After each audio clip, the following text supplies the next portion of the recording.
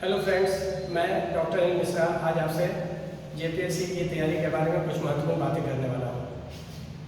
अब जैसा कि स्पष्ट हो चुका है कि छठी जेपीएससी की नियुक्ति की प्रक्रिया अपने अंतिम चरण में है और सरकार के द्वारा अनुशंसा कर दी गई है, इसलिए अब नियुक्ति में कोई बाधा प्रतीत नहीं होती है।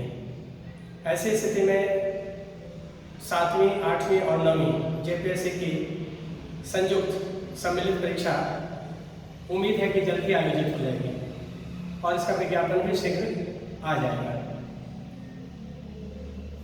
अब सबसे महत्वपूर्ण है कि जो भी प्रतियोगी 7वीं, 8वीं और 9वीं की तैयारी के लिए प्रयासरत है, उनको यह जानना महत्वपूर्ण है कि वो इसकी तैयारी एक रणनीति के साथ और सफलता की ओर अग्रसित होते हुए कैसे करें।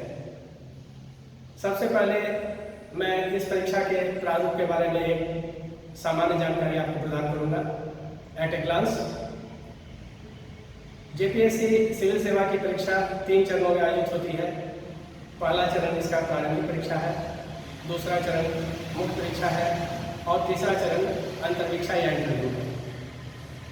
प्रारंभिक परीक्षा में 2 प्रश्न पत्र हैं।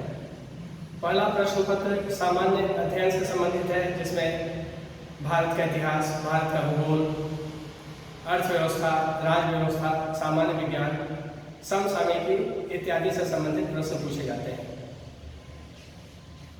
दूसरा पत्र झारखंड से संबंधित है, जो एक्सक्लूसिवली झारखंड का पेपर है और इस पेपर में झारखंड के जो विभिन्न पक्ष हैं, विभिन्न आयाम हैं, जैसे झारखंड की राजनीतिक व्यवस्था, झारखंड की सांस्कृतिक पृष्ठभूमि, झारखंड का भूगोल, झारखंड की अर्थव्यवस्था और जो झारखंड में इम्पॉर्टेंट पॉलिसीज हैं, जैसे इंडस्ट्रियल पॉलिसी है, जैसे रिहेबिलिटेशन पॉलिसी है, झारखंड की संस्कृति में यहाँ का फोक डांस, यहाँ का फोक म्यूजिक, यहाँ के टूरिस्ट प्लेसेज, यहाँ के रिलीजियस प्लेसेज और इसके अलावा लैंड लॉज, जैसे इसमें महत्वपूर्ण है सीएनटी और एसपीटी।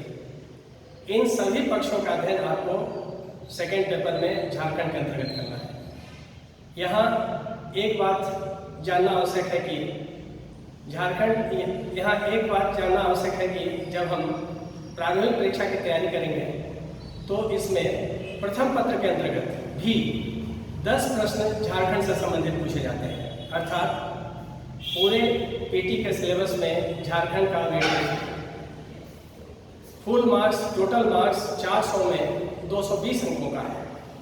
इसका स्पष्ट मतलब है कि 55% सिलेबस पीटी का झारखंड से रिलेटेड है और जो छात्र, जो प्रतियोगी झारखंड पर फोकस करके इसकी तैयारी अच्छी तरह से कर लेंगे, उनके पीटी में सफल होने की संभावना बढ़ जाती है।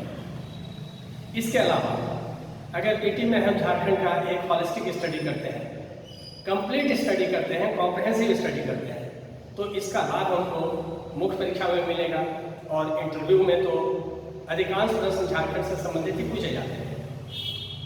मुख्य परीक्षा में अगर आप सिलेबस को देखें, जो जीएस का 4 पेपर है, इंडियन पॉलिटी और गुड गवर्नेंस में भी झारखंड से रिलेटेड टॉपिक्स हैं आपके। इसके अलावा इकोनॉमिक्स में एक सेक्शन अलग से रखा ही गया है झारखंड का। सामान्य विज्ञान के पेपर में झारखंड की कृषि और झारखंड से रिलेटेड बहुत सारे पक्ष रखे गए हैं। अगर जीएस के हिस्ट्री और ज्योग्राफी के पेपर का सिलेबस देखें तो इसमें भी एक सेक्शन हिस्ट्री में भी और एक सेक्शन ज्योग्राफी में भी झारखंड से रिलेटेड है।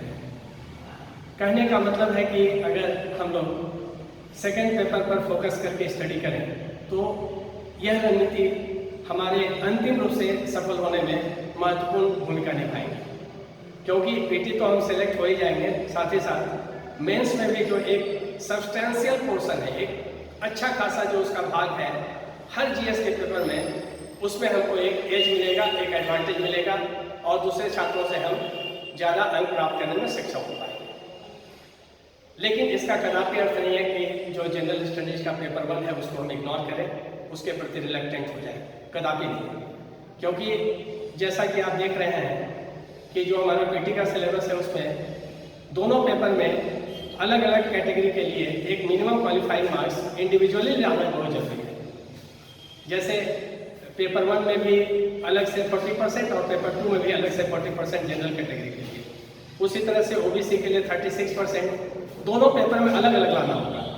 ऐसा नहीं है कि हम झारखंड के पेपर में 80% ले आए और जनरल स्टडीज के पेपर 1 में हम 20% लाए तो हमारा सिलेक्शन होगा।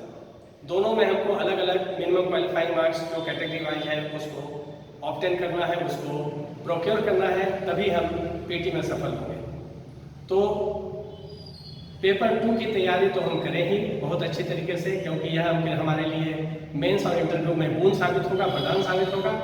और साथ ही साथ साइमल्टेनियसली हम पेपर 1 की भी तैयारी ठीक से करें, जो आगे चल के हमको मुख्य परीक्षा में बहुत हद तक सहायता प्रदान करेगा, लाभ होगा। अब पेपर 1 और पेपर 2 ये दोनों के सिलेबस के बारे में हम लोग एट ए ग्लांस, जो इसकी हार्ड कॉपी है बाजार में या फिर जेपीएससी के साइट पर हम जा करके देख सकते हैं कि सिलेबस में हमको क्या क्या पढ़ना है, क्या क्या उसमें कंटेंट्स हैं। और content wise, subject matter wise हम हर टॉपिक को बहुत ही गहराई से स्टडी करें, क्योंकि अब धीरे धीरे कंपटीशन बहुत स्टीफ होते जा रहा है, बहुत टफ होते जा रहा है।